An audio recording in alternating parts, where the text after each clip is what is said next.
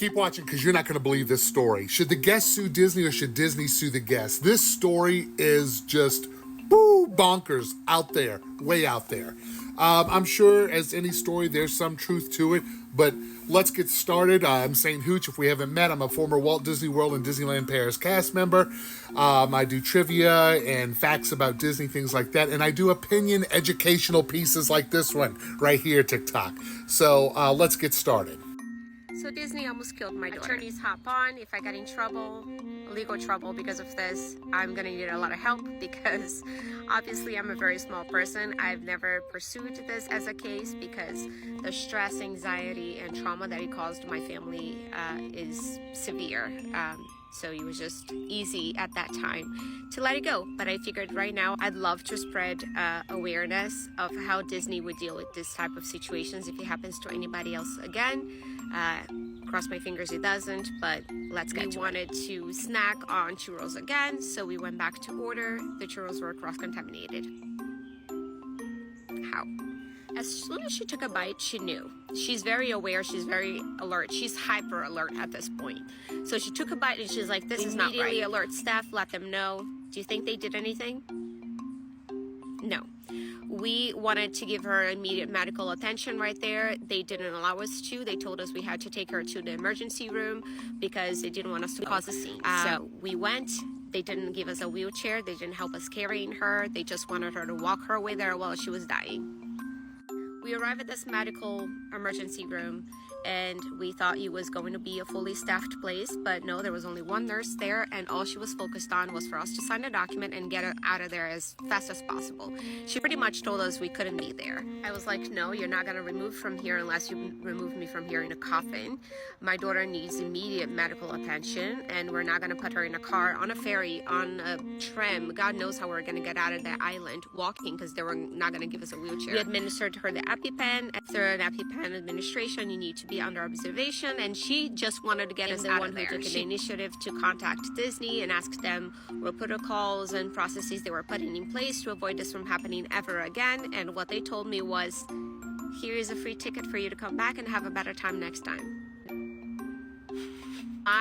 My glaspers were flabbered. There was absolutely no way in hell we're going. My daughter shakes at the thought of going to Disney again. She shakes at the thought of ever having this happen to her again. I'd love to know if this has ever happened to anybody. From what I read on Reddit, this is quite common, but nobody knows. They do a really good job at hiding these situations, and from what I'm telling you, they do. So I'd love to hear feedback on how people have dealt with this. First, I want to say that in no way am I downplaying food allergies in any kind of way. My children have food allergies. It's a very serious thing.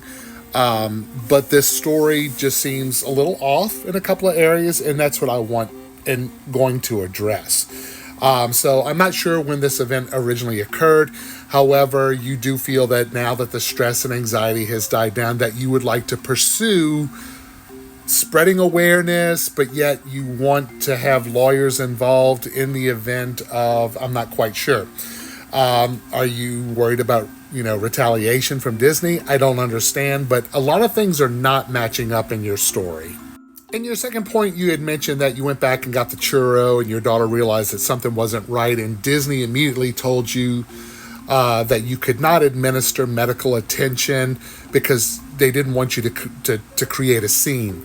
I can tell you from personal experience, I was a trainer a couple times at Disney and going through training and with the company, that it is company policy that whenever someone is experiencing some type of medical event, no matter how small or how big, if they're able to speak, that you always offer them first aid a minimum of 3 times. You have to be told no 3 times before you decline any type of request or offer for first aid.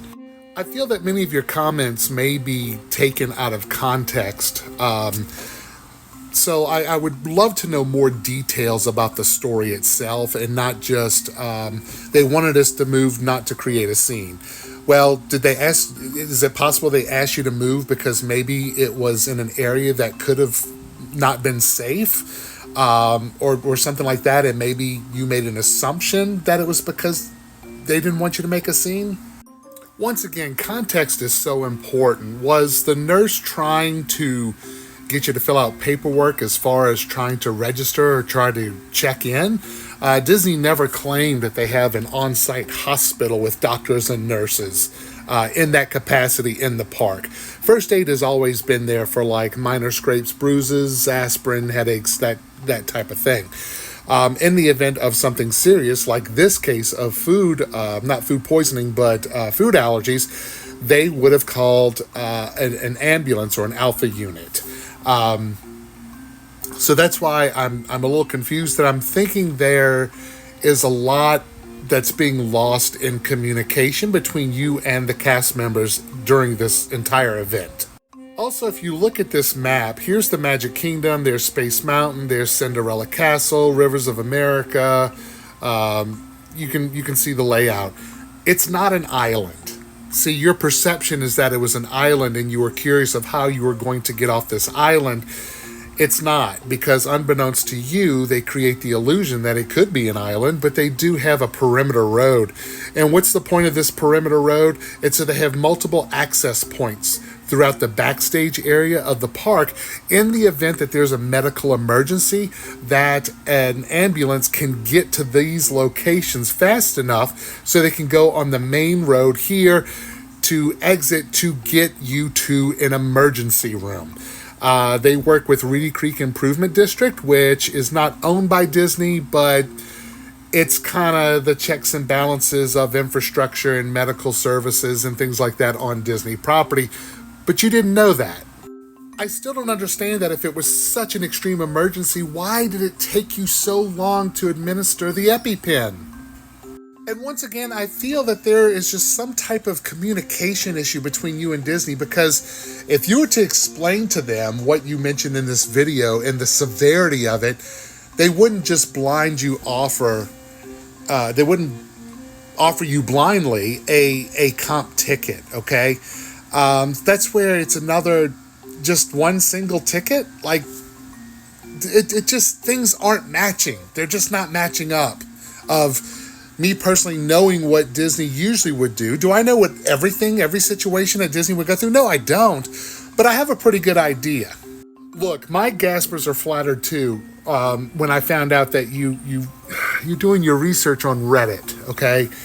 I think you went down a rabbit hole with Reddit and you found out that this could be happening to other people, yet people are telling stories, but no one has a base of exactly names or numbers of anyone that this has happened to, yet they're saying it's happening, but they can't prove it. I think you saw it, and I think, you know what, there could be an opportunity for some type of compensation. Not quite sure what that is, but something is just totally off with this story. Guys, let me know what you feel in the comments. She did do a follow-up, and I am going to edit and post that one shortly, where she starts backtracking a lot. So make sure that you follow for part 2, because it gets interesting that then all of a sudden she begins to backtrack and talks about what she wasn't trying to do with this video. So like, share, follow, make sure to share this video, and stay tuned for part 2.